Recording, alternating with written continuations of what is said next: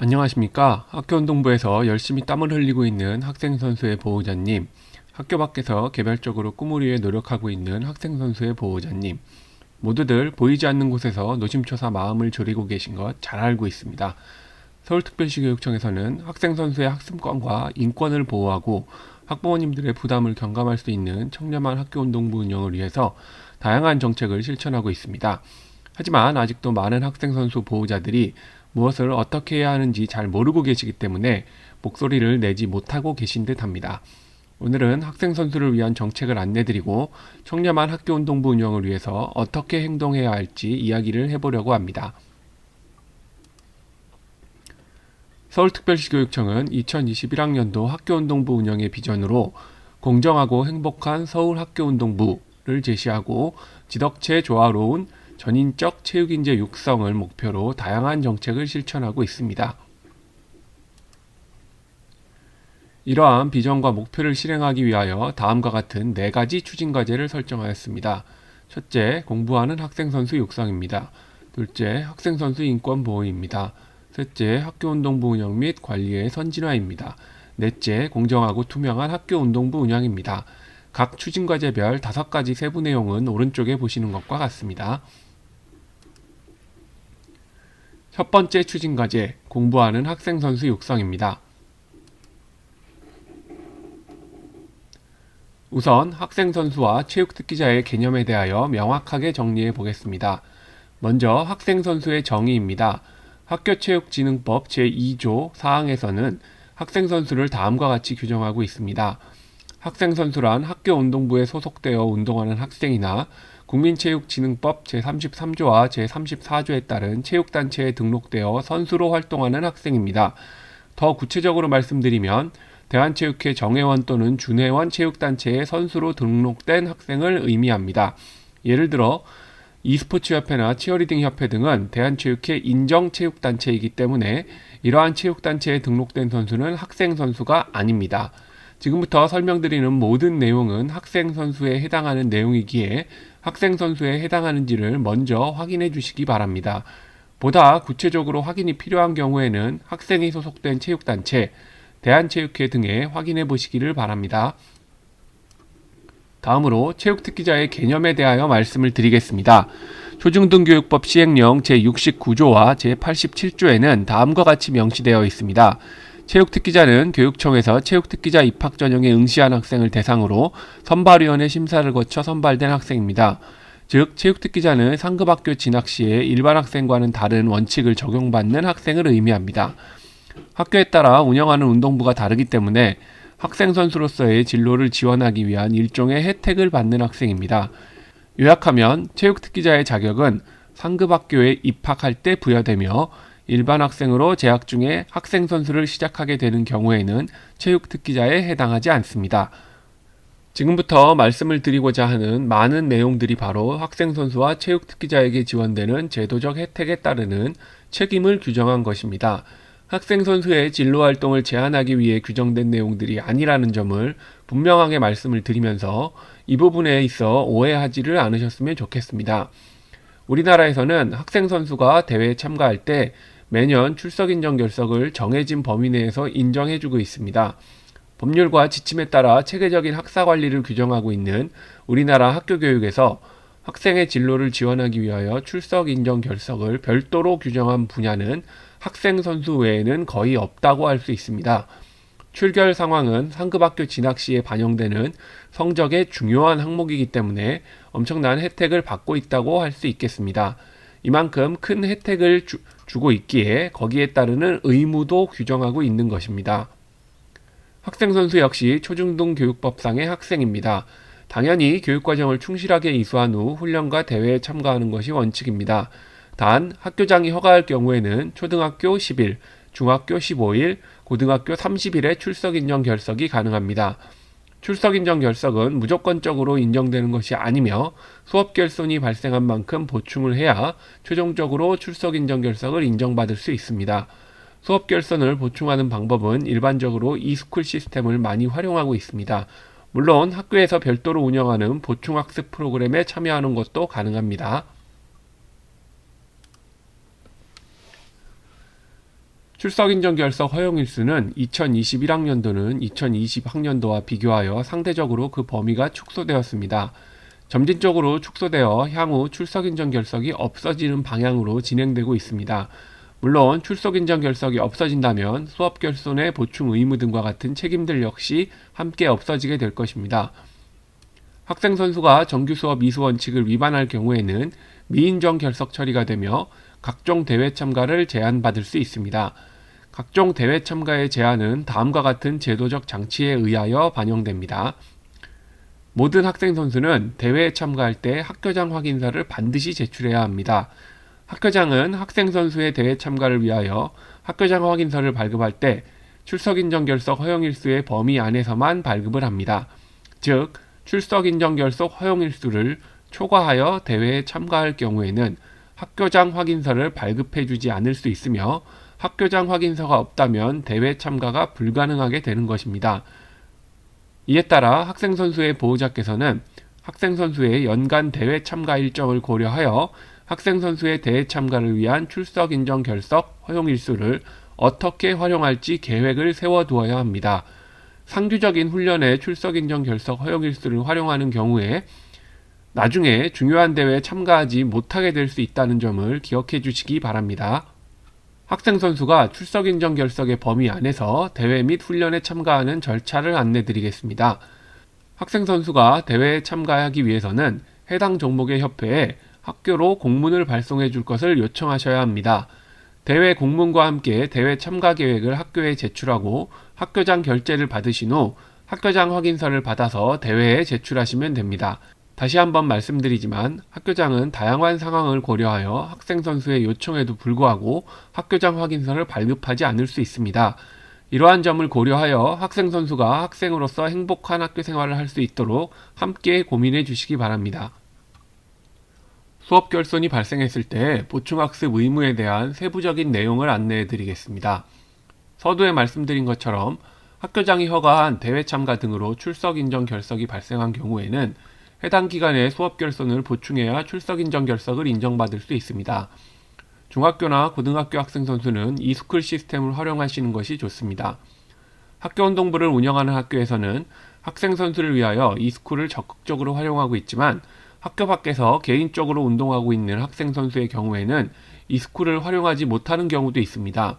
개인 학생 선수가 이스쿨 사용을 원하시는 경우에는 각 학교의 학생 선수 담당 교사에게 요청하시면 활용하실 수 있습니다. 물론 이스쿨이 아닌 학교에서 자체적으로 인정하는 학생 선수 수업 결손 보충 프로그램이 있다면 해당 프로그램을 이수하셔도 됩니다. 이스쿨 시스템과 관련하여 안내를 드리겠습니다. 이스쿨은 학생 선수들이 대회 출전 및 훈련으로 인한 수업 결손을 보충할 수 있는 온라인 학습 시스템입니다. 중학교 36과목, 고등학교 60과목을 운영하고 있습니다.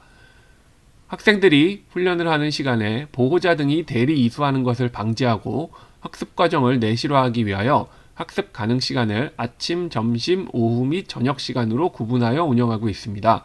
이스쿨은 원격으로 운영되며 학습량이 자동으로 누적되어 편리하게 관리할 수 있습니다. 학생 선수의 최저학력 보장과 관련하여 안내를 드리겠습니다.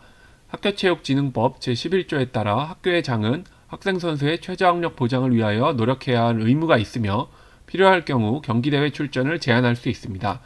학교체육진흥법 시행규칙 제6조에서는 그 세부적인 기준을 규정하고 있습니다.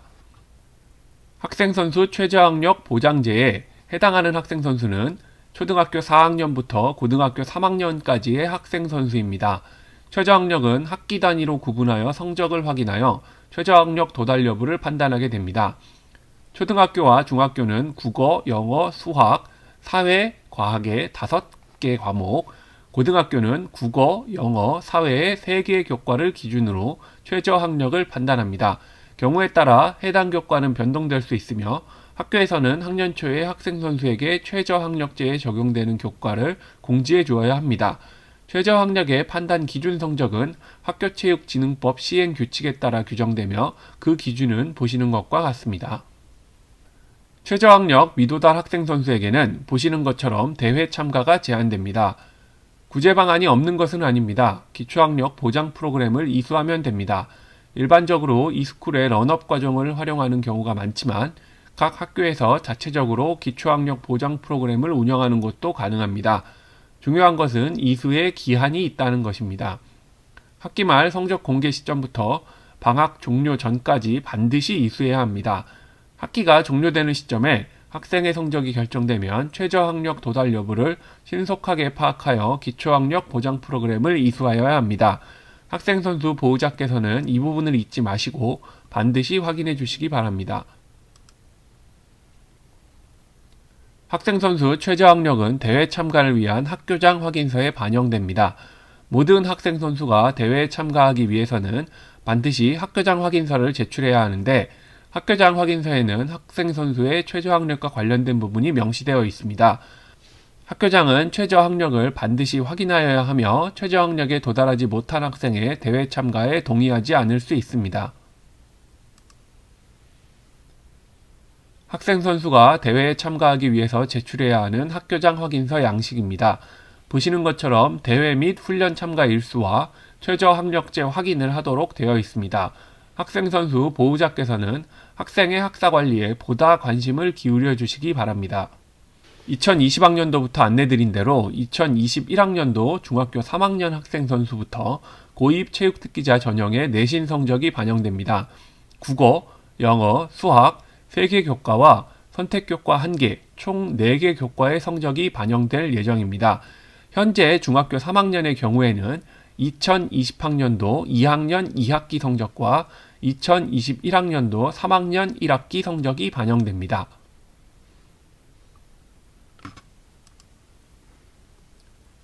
구체적인 내신 성적의 산출 방법을 안내해 드리겠습니다.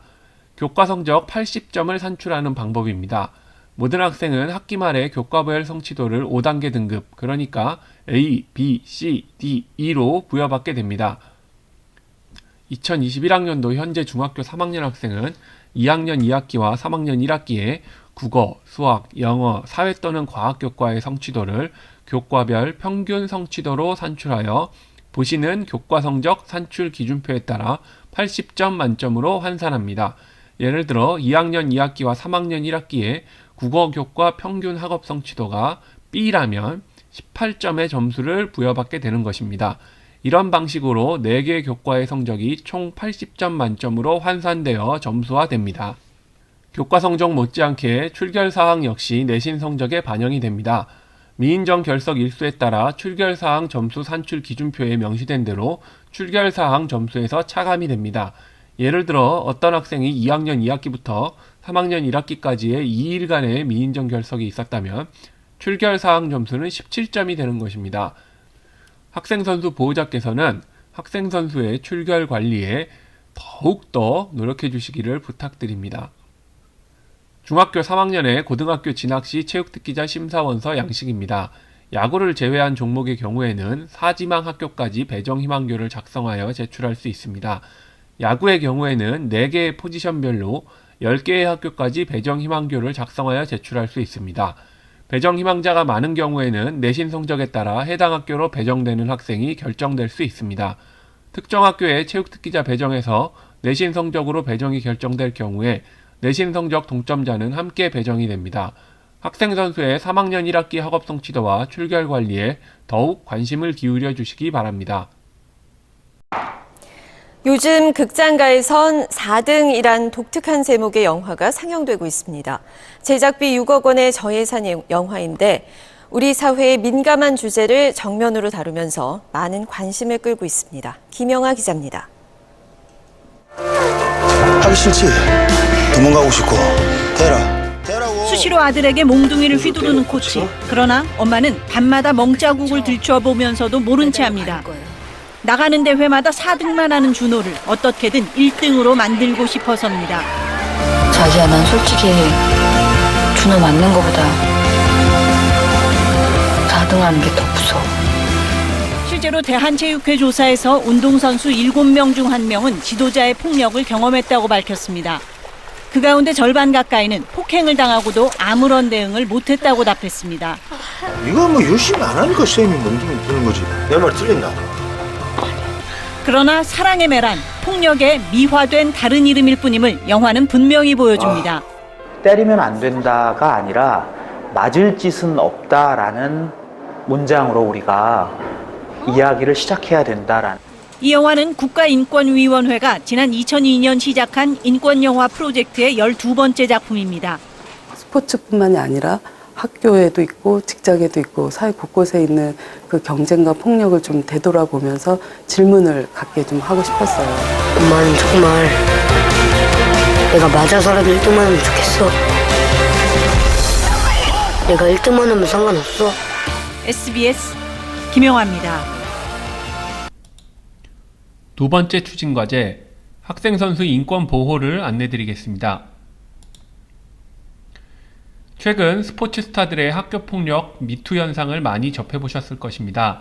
현재 학교체육진흥법 일부 개정안이 발의 중에 있습니다.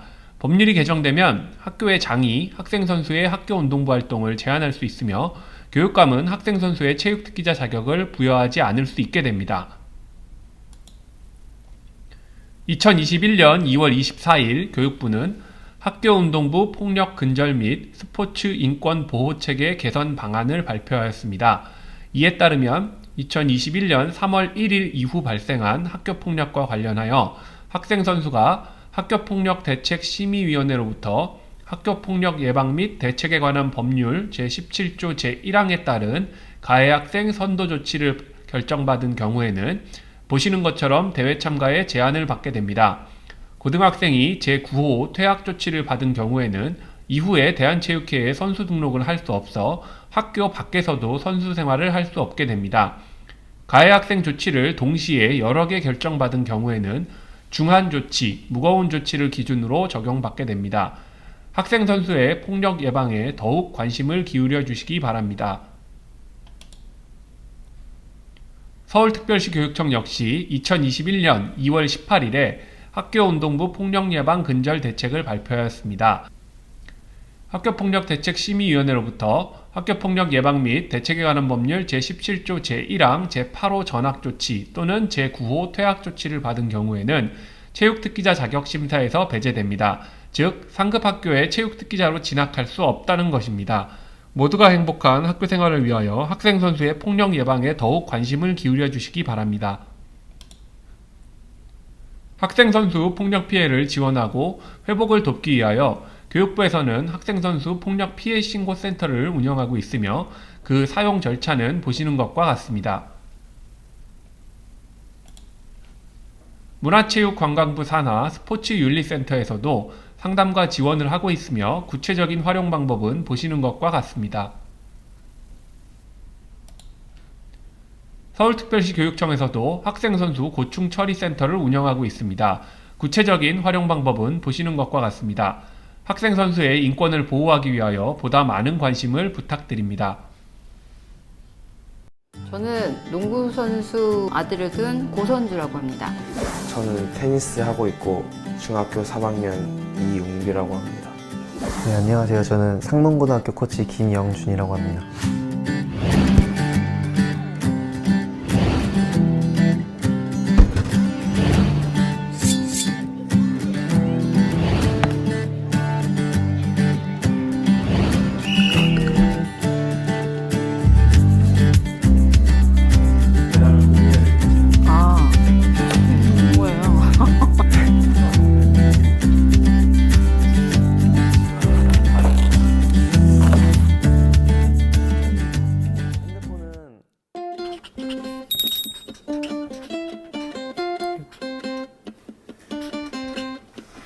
본인의 의사를 질문을 먼저 한 번밖에 없잖아요. 그 시기에 그 수학여행을. 그럼 본인한테 물어봐야죠. 너가 정말 가고 싶냐? 그러면 코치님한테 얘기해서 갈 수 있도록 해주고, 의미 없다. 나는 운동을 더 열심히 하겠다. 그러면은 이제 담임선생님한테 사정을 얘기해서 조율을 하죠. 제가 원망을 듣고 싶지 않아서.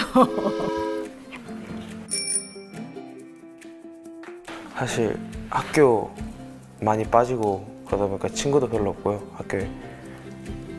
수학여행을 가본 적이 없는 것 같아요. 제가 감이 별로 없어가지고. 이게 시합 나가서 잘 못할까 봐 연습을 더 해야 될 것 같아요. 수학여행보다. 지금 제가 있는 고등학교는 저는 한 번 한다라고. 중학교라면 이제 가능한데 이제 고등학교 같은 경우는 이제 대학 입시가 팀 성적에 따라서 이제 수도권을 갈 수 있고 못 갈 수 있고가 정해져 있는 거라서.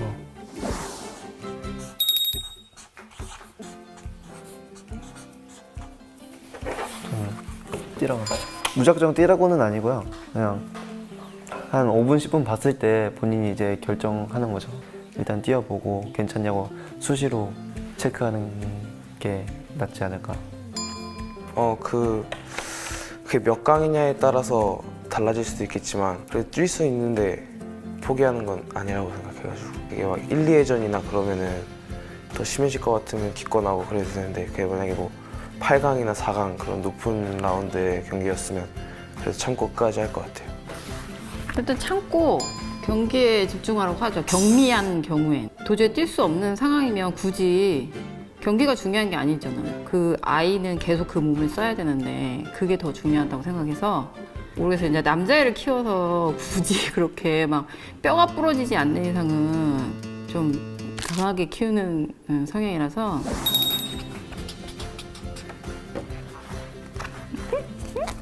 제가 늘 제 아들이 초등학교 6학년, 5학년 때부터 계속 고백을 받은 적이 있는데 그 여자애 상처받지 않게 그냥 싫다고 하지 말고 그냥 나를 관심 가져주고 그렇게 지켜봐줘서 너무 고맙지만 네 마음만 받을게 이렇게 얘기하라고. 만나면 안 되는 정도는 아닌데 진지하게 아니래도 그냥 친구 사이로 만나는 거는 뭐 괜찮습니다. 네. 교제하는 건 아니고요? 교제요? 교제할 시간이 없어요. 네, 정말 교제할 시간이 없어요. 운동선수들 뭐 다 아시겠지만 운동선수는 솔직히 교제할 시간이 없어요. 운동할 때는 운동만 집중하고 운동 끝나면은 연애하면 되지 않을까요? 그냥 하고 싶은 대로. 네, 뭐 이성 친구 때문에 집중을 못하는 친구가 있는 반면에 또 그 이성 친구에게 잘 보이려고 이제 더 열심히 하고 더 잘하는 친구가 있어서 그래서 하고 싶은 대로 해라. 그 대신 이제 서로 지킬 건 지키라고. 그게 쉽지는 않겠지만 뭐 그런 게 있습니다.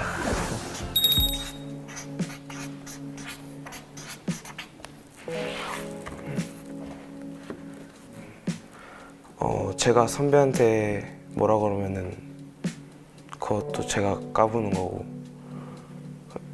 코치님이 같이 운동하시는 분이니까 코치님한테 먼저 알리면 코치님 선에서 해결되지 않을까. 괴롭히다 보면은 더 팀 분위기도 안 좋아지고 그러면은 그 친구는 더 열심히 하고 싶지 않고 이 팀에서 운동하고 싶지도 않을 것 같아가지고.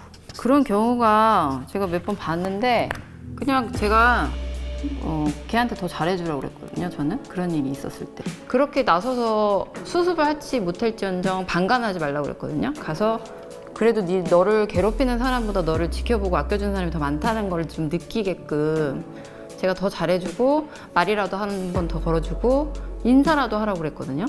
저는 그렇게 얘기했어요. 그냥 애들이랑 이제 다 보이거든요. 어떻게 보면 왕따라는 그런 것들이 눈에 보이기 때문에 개인적으로 면담을 해보고 그 선배 또래 애들한테도 물어보고 이제 그 당사자들을 모여서 이제 하는 게 가장 중요하다고 생각해요.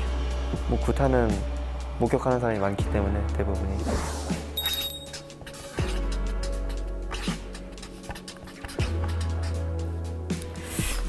근데 이거 제가 이렇게 일단은 했는데 이게 저 같은 경우는 만약 그런 게 본다고 치면 오죽하면 저럴까 그런 심정이에요. 왜냐면 부모 입장에서는 그래도 한 경기가 중요하고 그 한순간이 중요한 사람들이 많으니까 저렇게 시작하니 저렇게 끝날 거라고 생각을 하고 있는 사람이라서 돈을 시작하면 돈으로 끝날 수밖에 없어요.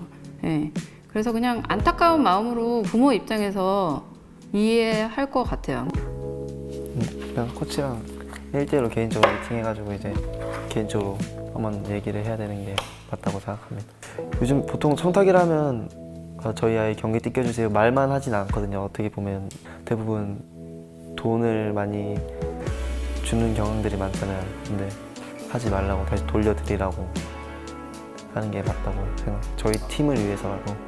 근데 실력 괜찮은 친구들은 그런 청탁 안 해요. 뛸 수 있으니까. 못 뛰는 친구들이 뛰고 싶으니까 청탁을 하는 거죠. 같은 팀 애들이랑 저희 부모님한테 말해가지고 이런 상황이 일어나고 있다. 실력이 더 떨어지는 친구인데 부모님이 말해가지고 주전으로 뛴다. 그러면 애들도 다 반발이 일어날 거고 애들 부모님도 다 반발이 일어날 거고 그럼 그런 일이 없어지지 않을까.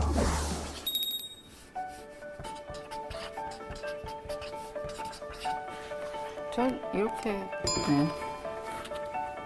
저는 기초학력만 걸리지 않으면 됩니다. 공부를 만약에 그렇게 치중을 준다면은 운동을 할 시간이 없잖아요. 솔직히 운동할 시간도 없는데 잘 시간도 없고. 저는 이런 비율이면 뭐 만족합니다. 공부하는 애들은 그 학교 다니는 시간이랑 학원 다니는 시간 이런 거 공부를 해가지고 그걸로 자기 꿈을 이뤄나가는 건데 저희는 운동하는데 학교 다니는 애들이랑 똑같이 학교 다니는 시간을 해서 저희 시간이 좀 더 부족한 거잖아요. 공부하는 애들은 학교 다니는 시간이랑 저희 운동하는 애들 학교 다니는 시간이랑 좀 달라야 된다고 생각해요. 6대 4입니다. 요즘 입시제도가 내신도 들어가가지고 수시 성적도 만약에 코치님이 선수라고 생각하면요? 쉽지 않죠. 네, 솔직히 진짜 어려워. 애들이 힘들어요. 피곤해요. 솔직히 공부도 해야 하고 축구도 해야 되고 축구 성적이 좋아도 내신이 안 되면 그 학교를 못 가거든요. 그래서 공부는 필히 6대 4로.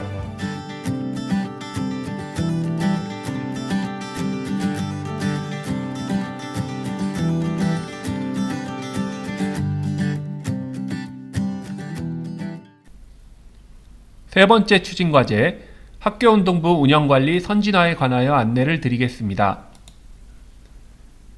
체육특기학교의 개념을 정리해 보겠습니다. 체육특기학교는 학교운동부 운영을 위하여 교육청으로부터 행정적, 재정적 지원을 받는 학교입니다. 매년 신청을 받아 승인하고 있습니다. 체육특기학교로 지정을 받은 학교는 해당 학교운동부에 학생선수 신입생을 배정받을 수 있습니다. 체육특기학교로 승인을 받게 되면 전임 코치 인건비, 훈련비, 안전교구 설비비 등의 지원 대상이 될 수 있어 학교운동부를 운영하는 학교는 대부분 체육특기학교 신청을 하고 있습니다. 체육특기학교 승인을 받은 학교운동부는 다양한 지원을 받는 만큼 관련 법률과 지침에 따라 교육지원청의 관리 감독을 받게 됩니다. 학교운동부 운영의 가장 중요한 것이 바로 운영계획입니다. 학교운동부 운영계획서는 학교운영위원회의 심의 의결 대상입니다. 운영계획서에는 보시는 것처럼 중요한 내용들을 포함하여 정확하고 내실 있게 작성되어야 합니다. 학생선수 보호자는 학생이 소속된 학교운동부의 운영계획서를 열람하고 검토할 권리가 있으며 운영계획서에 미비된 부분이 있다면 보완을 요구할 수 있습니다. 학교운동부 운영에 더욱 관심을 기울여 주시기 바랍니다. 학교운동부 운영에 있어 가장 중요한 서류는 훈련일지라고 할 수 있습니다. 훈련일지는 학교와 계약한 학교운동부 지도자가 작성해야 할 가장 중요한 서류입니다. 학생선수 보호자는 학생이 소속된 학교운동부의 훈련일지를 열람하고 검토할 권리가 있습니다. 훈련일지가 내실 있게 작성되어 체계적으로 학교운동부가 운영될 수 있도록 관심을 기울여 주시기 바랍니다. 학교운동부에 소속된 학생선수가 대회 참가 등을 위하여 단체로 이동할 때는 관련된 법과 지침에 따라 학교와 정식으로 계약한 수송 차량을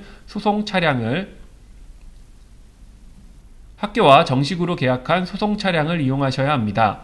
학교운동부 지도자가 개인 차량으로 학생을 수송하다가 사고가 발생하는 경우 책임 소재 및 보상 등의 문제가 발생할 수 있습니다. 학생 선수의 단체 이동 시에는 관련 절차에 따라 학교와 여객업체의 수송 계약을 통한 이동을 권장드립니다. 체육특기자로 상급학교에 입학한 학생과 학생선수로 활동하기 위하여 체육특기학교로 전학을 가고자 하는 경우 그 방법과 절차에 대하여 안내를 드리겠습니다. 먼저 중요한 것은 해당 학교가 소재한 교육지원청 관할 행정구역으로 거주지 이전을 해야 한다는 것입니다. 예를 들어 강남구에 거주하던 학생이 송파구에 소재한 학교의 학교운동부에서 선수생활을 하고자 하는 경우라면 강동 송파교육지원청 관할 행정구역인 송파구 또는 강동구로 거주지를 이전해야 합니다. 단 거주지 행정구역을 관할하는 교육지원청 내에 해당 학생이 하고자 하는 종목의 학교운동부가 없다면 거주지 이전 없이도 해당 종목의 학교운동부를 운영하는 학교로의 전학이 가능합니다. 전학 절차에 있어서 중요한 것이 하나 더 있습니다. 해당 학교에 결혼이 있어야 한다는 것입니다. 예를 들면 어떤 학생이 행복중학교 축구부에서 학생선수 생활을 하기 위해 체육특기자 전입학을 요청해도 행복중학교에 학생 정원이 충족되어 결혼이 없다면 행복중학교에 배정받을 수 없다는 것입니다. 학생선수의 전입학 시에는 보다 관심을 기울여 절차를 진행해 주시기 바랍니다. 고등학교 체육특기자의 경우에는 서울특별시에 거주하고 있다면 어느 자치구에 살고 있는지는 관계가 없습니다. 단 고등학교의 경우에는 중학교와 다르게 일반고, 특성화고, 자사고 등 학교 형태에 따라 전입학 방법이 다릅니다. 이러한 부분을 주의 깊게 살펴야 학생선수 진로 선택에 문제가 발생하지 않을 수 있습니다. 또한 중요한 것이 하나 더 있는데요. 고등학교 체육특기자의 전입학의 경우에는 고등학교에 입학할 때, 중학교에서 고등학교로 입학할 당시에 체육특기자 자격을 부여받은 학생만 전학이 가능합니다. 그 외에는 모두 일반 학생과 동일한 전학 절차에 따라 운동을 하고자 하는 학교로 전학을 가야 한다는 점을 알아두시기 바랍니다. 고등학교 학생의 체육특기자 전입학 시에는 중학교 3학년 당시에 교육지원청에서 체육특기자 자격을 부여받았다는 증명서를 발급받아서 제출하셔야 합니다. 전입학 시에는 중학교 3학년 당시에 재학 중이던 학교의 관할 교육지원청에서 해당 서류를 발급받으셔서 학교에 제출하시면 됩니다. 고등학교 입학 체육특기자 심사에 지원할 수 있는 자격은 보시는 것과 같습니다. 대회의 입상 성적이 아니라 대회의 참가 실적이 기준입니다. 고등학교 입학 체육특기자 심사에 지원할 수 있는 자격은 보시는 것과 같습니다. 대회의 입상 성적이 아니라 대회의 참가 실적이 기준입니다. 즉, 대회에서 꼭 1등을 해야만 원하는 고등학교에 진학할 수 있다는 것이 아닙니다.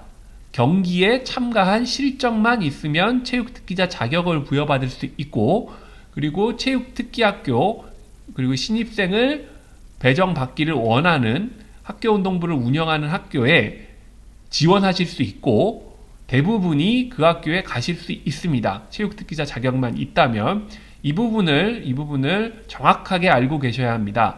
학생 선수의 학습권과 인권을 보호하는 데 더욱 관심을 기울이셔도 괜찮습니다.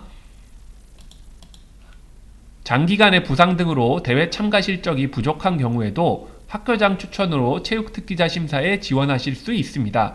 단 이때에도 최저 학력 기준에 도달하지 못하면 체육특기자 자격은 받을 수 없다는 점을 유의해 주시기 바랍니다. 체육특기자로 중학교 또는 고등학교에 입학한 학생 선수는 학생 선수 생활을 포기하고 거주지 인근의 학교로 전출을 요청할 수 있습니다. 물론 학생 선수 생활을 포기하고 재학 중인 학교에 일반 학생으로 계속 남는 것도 가능합니다. 학생 선수 생활 중단 시에 학교에서 체육특기자 포기와 관련된 서류를 요청하면 협조하여 주시기 바랍니다.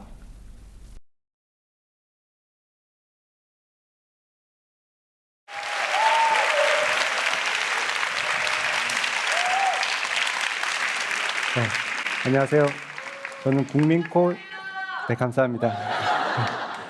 안녕하세요. 저는 국민콜 120 청탁금지법 전문상담팀 팀장을 맡고 있는 신민섭입니다. 저는 6살짜리 개구쟁이 아들을 한 명 키우고 있습니다. 네, 잘생겼죠?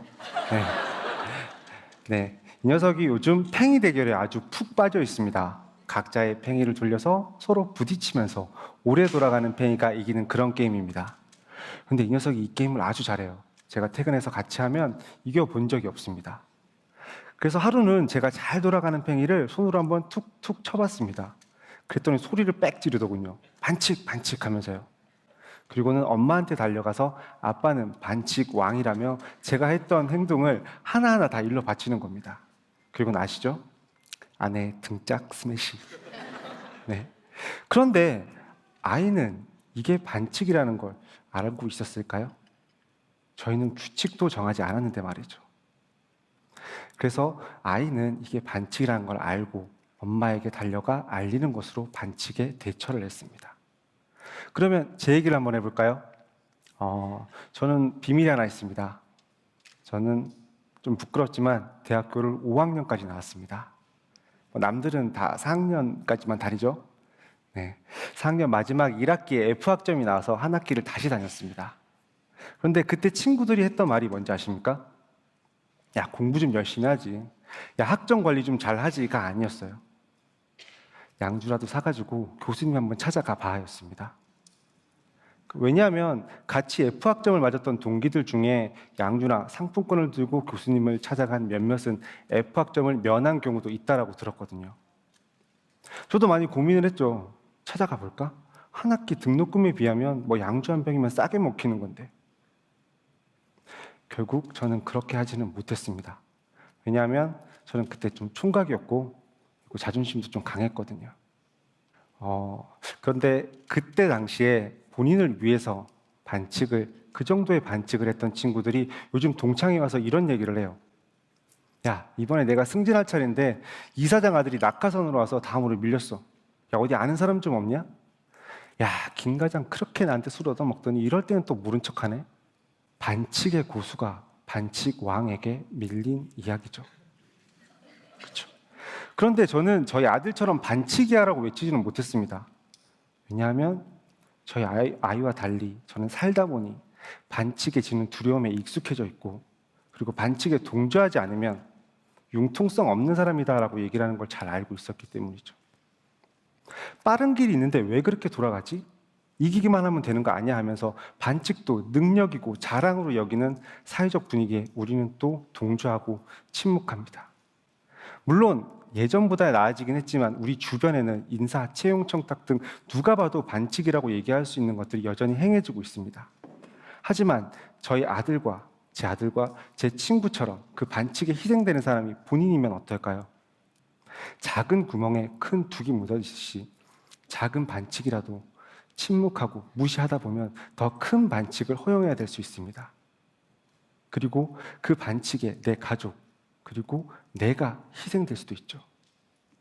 실제로 국민권익위원회에서는 채용비리 신고 기관을 운영을 했고 저희 콜센터에서 그 상담을 맡고 있었습니다. 문의 중에는 한 어머니께서 연락이 와서 자신의 아들이 취업 시험을 봤는데 다른 경쟁자 중 누군가가 취업 청탁을 한 것 같다라는 문의였습니다. 근데 듣다 보니 결론이 조금 황당했습니다. 부모님이 자신의 아들의 취업을 위해서 잘 아는 지인에게 부탁을 했고 그 덕분에 면접까지 올라갔다라고 합니다. 그렇죠. 그런데 지인이 면접은 경쟁률이 그렇게 높지 않으니 뭐 잘 될 거다라는 얘기까지 들었는데 결국 떨어져서 다시 한번 확인해 봤더니 그쪽에서도 미리 손을 좀 쓴 것 같다라는 얘기를 들었다는 거죠. 그런데 좀 아이러니한 점은 이분이 저한테 말씀하실 때 계속 뭔가 억울해 하셨습니다. 뭐가 억울할까요? 내가 그 사람보다 힘이 세지 못해서? 아니면 순간 방심해서? 이게 바로 우리가 흔히 얘기하는 내가 하면 로맨스, 남이 하면 불륜, 내로남불 아닐까요? 우리는 이렇게 반칙에 노출되면 분노하고 그 순간 원칙을 되새기며 고수하려고 합니다. 나의 원칙이 내가 속한 집단의 이익이 바로 정의가 되어버리고 그 이익이라는 정의 앞에 우리는 예외를 찾죠. 내가 가진 인맥이, 돈이, 권력이 그 예외의 수단이 됩니다. 만약에 우리가 벽에 막혔을 때 내가 높은 사람을 알고 있으니 내가 한번 알아봐 줄게 하는 친구가 있다면 아니야 라고 할 수 있는 사람이 얼마나 될까요? 저 역시도 같습니다. 제가 청탁금지법 상담도 하고 있고요. 청년 교육 강사로 강의도 하고 있습니다. 그래서 공공기관에 강의를 가면 제일 먼저 기관장님과 커피 한잔 마시면서 오늘 교육에 대해서 이런 얘기 저런 얘기를 합니다. 그리고 명함을 주고받죠. 솔직히 제가 그때 어떤 생각이 드는지 아십니까? 뭔가 이분이랑 제가 친분이 깊은 느낌. 그렇죠. 그래서 한쪽 어깨가 으쓱하기도 하고요. 뭐 알아두면 나중에 도움이 되겠지 이런 생각도 합니다. 저 역시도 미래에 있을지 모를 예외를 기대하고 있는 거죠. 그래서 우리는 반칙과 예외 더욱 엄격해야 되고 침묵하지 말아야 되고 그리고 의문을 제기해야 됩니다. 실제로 청탁금지법 콜센터에서는 법의 원칙보다 예외를 물어보는 경우가 많습니다. 청탁금지법은 법의 그런 예외를 없애고자 만든 그런 법인데 말이죠. 제가 처음 1년 동안은 청탁금지법 24개 법조항을 다 외우고 다녔습니다. 그런데 이제는 8조 3항 하나밖에 못 외웁니다. 왜일까요? 그것만 물어보니까요. 그렇죠. 여러분은 청탁금지법 제8조 3항이 뭔지 아십니까? 아십니까? 법에서는 금지하고 있지만 예외적으로 허용되는 금품들이 적힌 조항입니다. 뭔가 아이러니하지 않나요? 공무원들은 엄격하게 지켜야 된다라고 하면서 그렇지 않은 사람은 그 정도까지 안 지켜도 돼라고 생각을 할 수도 있습니다. 하지만 내 자녀가 다른 이의 청탁으로 피해를 보는 건 그건 싫으시잖아요. 이런 모순된 행동이 있는 한 청렴한 대한민국으로 갈 길은 멀 것 같습니다. 하지만 작은 반칙도 무겁게 생각하고 다시 한번 돌아본다면 우리가 갈 길은 밝지 않을까요? 네, 어려워 보여도 해보면 길은 보입니다. 청탁금지법이 바로 그 좋은 예입니다. 저는 솔직히 청탁금지법이 처음 시행될 때 나라 망하는 줄 알았습니다. 제가 콜센터 경력이 10년 차인데요. 10년 동안 욕을 제일 많이 먹은 것 같아요. 공무원들은 전화가 와서 왜 우리를 범죄자 취급을 하느냐. 법 시행을 막아야 된다. 공무원이 아닌 분들은 연락이 와서 대한민국은 동방예의지국인데 이제 인사도 제대로 못하겠다. 무슨 이런 거지 같은 법을 만들어서 이 난리냐. 덕분에 저희 팀 별명이 청탁 그지팀이었습니다. 이제 3년이 지났습니다. 우리나라 망했나요? 네. 이렇게 대답을 하실 줄을 몰라서 제가 좀 계속 당황을 하고 있습니다. 네. 다행히도 일반 국민의 90%, 공무원의 96%가 청탁금지법을 찬성하고 있고 인맥을 통한 청탁이 감소했다는 응답도 64%나 차지하고 있습니다.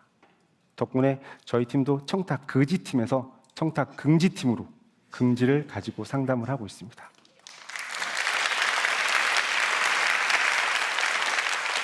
혹시 법에 대해서 궁금하거나 모호하거나 잘 모르시겠다 하시는 부분이 있으면 저희 쪽으로 연락을 주시면 됩니다. 그게 저희가 할 일이니까요. 혹시 여기 오신 분들 중에 학부모님들 계신가요? 네. 요즘 선생님한테 아무것도 할 수 없는 거 잘 알고 계시죠? 어떠신가요? 편하신가요? 이런 제가 당황스럽습니다. 네. 그래도 스승의 날에는 학생 대표가 공개적인 자리에서 주는 꽃은 사회상규상 예외적으로 가능하다라고 얘기를 하고 있습니다. 그랬더니 한 학부모님께서 연락이 왔어요. 우리 아들이 학생 회장인데 학생 대표가 주는 꽃은 가능하다라고 얘기를 했으니 1.5톤 트럭에 선생님 이름을 넣어서 꽃을 드리는 건 어떤가요? 그리고 학교에 축하할 일이 있어서 현수막을 걸 건데 학교 울타리 전체를 삥 두른다고 합니다. 가능한가요? 이렇게 많은 문의들이 예외를 찾고 그 예외에 또 다른 예외를 찾습니다. 이런 문의에 제가 뭐라고 했을까요? 왜요? 왜 드리려고 하나요? 저는 좀 무례할 수 있지만 전화 주신 분에게 유사한 유권 해석이나 판례를 안내하는 것보다 스스로에게 답을 찾는 단어를 선택했습니다. 그러면 보통 대부분 끊으십니다. 그렇죠. 왜냐하면 본인의 순수하지 못한 반칙을 들켜서 부끄러우신 거겠죠. 누가 봐도 순수하지 않은데 말이죠. 자, 그러면 어떤 행위를 반칙으로 볼 수 있을까요? 청탁금지법에는 이런 유권 해석이 있습니다. 사회 일반으로부터 직무 집행의 공정성을 의심받을 여지가 있다면 종합적으로 고려하여 판단해야 된다. 말 그대로 내 이익이 사회 일반으로부터 공정성을 의심받는다라면 그건 반칙입니다. 감사의 마음으로 드린 음료수 한 상자가 추후엔 돈이 담겨서 돌아오고 그 상자가 나중엔 사과 상자로 더 커지는 걸 보게 됩니다. 어떤 방식으로든 사과 상자의 피해자는 바로 내가 될 수 있고 내 가족이 될 수 있습니다. 사과 상자라고 얘기를 하니까 TV에 너무 자주 나와서 가볍게 생각할 수도 있습니다. 하지만 반칙과 예외에 침묵한 결과는 매우 무거울 수 있습니다. 여러분 혹시 세바시 이국종 교수님 편을 보신 분이 계신가요? 네. 교수님께서 강연 중에 핸드폰을 꺼내두고 이렇게 얘기를 하십니다. 요즘 청탁금지법 때문에 의사한테 청탁하는 거 금지됐잖아요. 그런데 왜 수백 통이 깔려 있는 거죠, 제 핸드폰에? 대한민국에서는 푸시가 들어가지 않으면 제대로 일이 되지 않는다는 겁니다. 이렇게 말씀하십니다. 만약에 여러분도 삼촌이 대학병원 원장이어서 빠르게, 번호표도 뽑지 않고 빠르게 진료를 받을 수 있다면, 동생이 허가 담당자여서 쉽게 허가를 받을 수 있다면 어떠시겠습니까?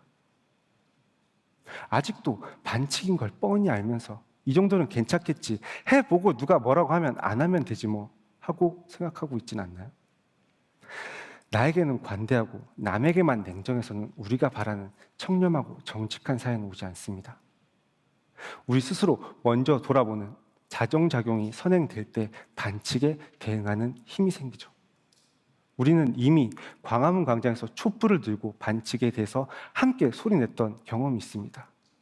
또다시 이런 용기를 낼 수 있는 사회적 분위기가 만들어져야 되며 그 분위기는 사회 구성원인 우리가 만듭니다. 우리 아이들은 반칙에 대한 두려움 없이 살 수 있도록 그 시작을 우리가 했으면 좋겠습니다. 그 시작은 어렵지 않습니다. 제가 했던 것처럼 왜요? 왜 드리려고 하나요? 왜 주시려고 하나요? 그 한마디로도 충분히 침묵을 깰 수도 있고 침묵을 시킬 수도 있습니다. 마틴 루터킹 목사는 이렇게 얘기를 하고 있습니다. 이 사회적 전환기의 최대 비극은 악한 사람의 거친 아우성이 아니라 선한 사람의 소름 끼치는 침묵이다. 이 소름 끼치는 한마디는 우리 모두에게 하는 외침일 수도 있습니다.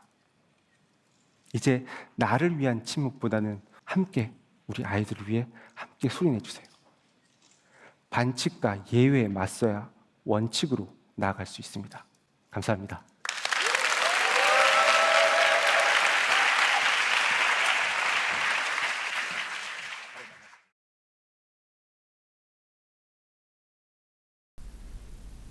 마지막 네 번째 추진 과제는 공정하고 투명한 학교 운동부입니다. 학부모 부담 학교 운동부 운영 경비는 학교 운영위원회 심의를 거쳐 학교 회계에 편입하고 내부 결제 후 법인카드로 집행해야 합니다. 법인카드를 집행할 수 있는 사람은 교직원이며 학부모가 이를 집행하는 것은 불가합니다. 학부모회에서 총무 등의 직책을 맡고 있다 하더라도 교직원이 아니기 때문에 학교 회계의 지출 절차에 관여하는 것은 절대로 불가하다는 사실을 기억해 주시기 바랍니다. 서울특별시 교육청에서는 학부모 부담 경비를 경감하기 위하여 보시는 것과 같은 다양한 방안을 연구하고 있습니다. 2022학년도부터는 학부모로 구성된 학교운동부 후원회 운영을 중단하고 학교에서 직접 학부모들의 의견을 수렴하여 연간 학교운동부 운영 계획을 수립하는 방향을 추진 중에 있습니다. 학부모 부담 경감을 위한 학교운동부 지도자의 적정 인건비에 대한 연구도 수행하고 있습니다. 2021학년도부터는 해외 전지훈련 시 학교운동부 지도자의 소요경비는 학부모 부담 경비로 조성하는 것을 금지하였습니다. 학생 선수의 학부모님께서도 투명한 학교운동부 운영이 가능하도록 함께 노력해 주시기를 부탁드립니다. 학생 선수의 상급 학교 진학은 이미 설명드린 대로 관련된 절차에 따라 체육특기자 자격 심사를 합니다. 체육특기자 자격을 부여받은 학생들이 배정을 희망하는 학교에 지원하면 관련된 절차에 따라 최종적으로 상급학교 배정이 결정됩니다. 즉, 학생 선수의 상급학교 진학에는 제도적으로 학교운동부 지도자 간의 담합이 개입되지 않습니다. 학교운동부 지도자가 어느 학교 진학을 결정할 권한이 없다는 것입니다. 그럼에도 불구하고 아직도 많은 학부모님들께서 학교운동부 지도자가 상급학교 진학에 영향력을 행사할 수 있다는 생각에 많이 위축되어 계신 것 같습니다. 학생 선수를 위해 헌신적으로 지도하고 있는 학교운동부 지도자는 존중받아야 되는 것이 분명하지만 학생 선수 보호자께서 학생 선수의 진학 관련해서 위축되실 필요는 없습니다. 학교운동부 지도자로부터 부당한 요구를 받을 경우에는 당당하게 시정을 요청하실 권리가 있습니다. 공정하고 투명한 학교운동부 운영이 가능하도록 협조해 주시기를 부탁드립니다. 학교운동부 지도자와 학부모 간의 만남은 공식적인 상담으로 한정해 주시고 학생 선수의 훈련장에 출입하는 행동을 자제해 주시기를 부탁드립니다. 고사, 송년회, 후원의 밤, 단합대회 등 학교운동부 운영과 관련된 비공식적 행사는 절대로 추진하지도 마시고 참석하지도 마시기 바랍니다.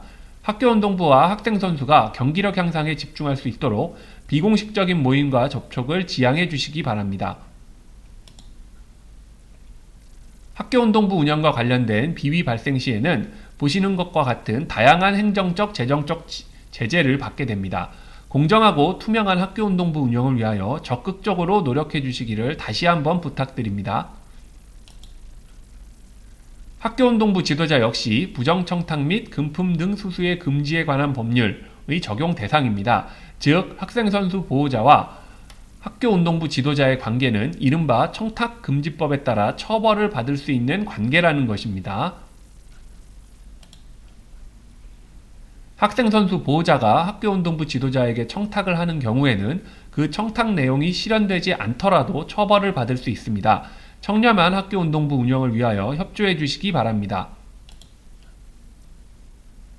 학교운동부 운영과 관련된 비용은 학교 회계를 통해서만 편성되고 지출되어야 합니다. 별도의 학부모 찬조금을 조성하거나 특정 금액을 모금하기 위하여 객출하는 등의 행위는 없어져야 합니다. 우수선수 확보를 위한 스카우트 비용 요구 등은 절대로 있어서는 안 되는 범죄 행위이기도 합니다. 청렴한 학교운동부 운영을 위하여 협조해 주시기를 부탁드립니다. 학생 선수의 상급학교 진학에 학교운동부 지도자가 관여하는 행위는 중대한 비위입니다. 특히 우수 선수의 영입을 대가로 장학금 지급 등을 약속하고 그 비용을 전가하는 등의 행위는 중한 처벌을 받을 수 있습니다. 투명하고 공정한 학교운동부 운영을 위하여 주의 깊게 살펴주시기 바랍니다. 학생 선수의 대학 입학 과정에서의 비리를 근절하기 위하여 대입 체육특기자 전형에서 2022학년도부터 학교생활기록부 성적 반영이 의무사항이 되었습니다. 학생 선수의 대학 입학은 체육특기자 전형으로 이루어지며 각 대학의 입시 요강에 따라 합격이 결정됩니다. 학교운동부 지도자가 대학 입학을 결정할 권한은 없으며 실제로 학교운동부 지도자의 영향력에 의하여 대학 진학이 결정된다면 중대한 비위이기 때문에 사법기관에 수사를 의뢰하실 수 있습니다. 학생 선수 역시 입학 비리에 연루된 것이 밝혀지면 선수 생활을 더 이상 할 수 없게 됩니다. 체육특기자 대입 전형은 팀으로서의 입상 성적 중심에서 개인별 경기력을 평가할 수 있는 방법을 중심으로 변화하고 있습니다.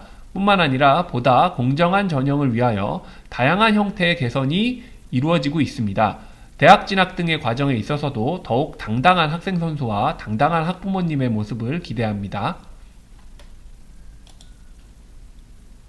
한국대학스포츠협의회에서는 2019년 2월에 대학 스포츠 운영 규정을 통하여 입시 비리 행위의 금지를 명문화하였습니다.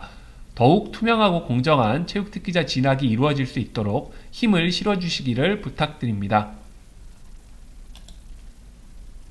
신문기사 하나를 보면서 종합해 보겠습니다. 지금 보시는 내용은 학교운동부의 다양한 비위와 관련된 종합보도 내용입니다.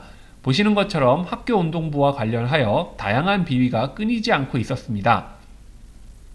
체육특기자 전형의 근본적인 문제점을 해소해야 한다는 목소리가 점점 커지고 있습니다. 이에 따라 조금 전에 설명드렸던 다양한 형태의 대입 체육특기자 전형 방안이 연구되고 있습니다.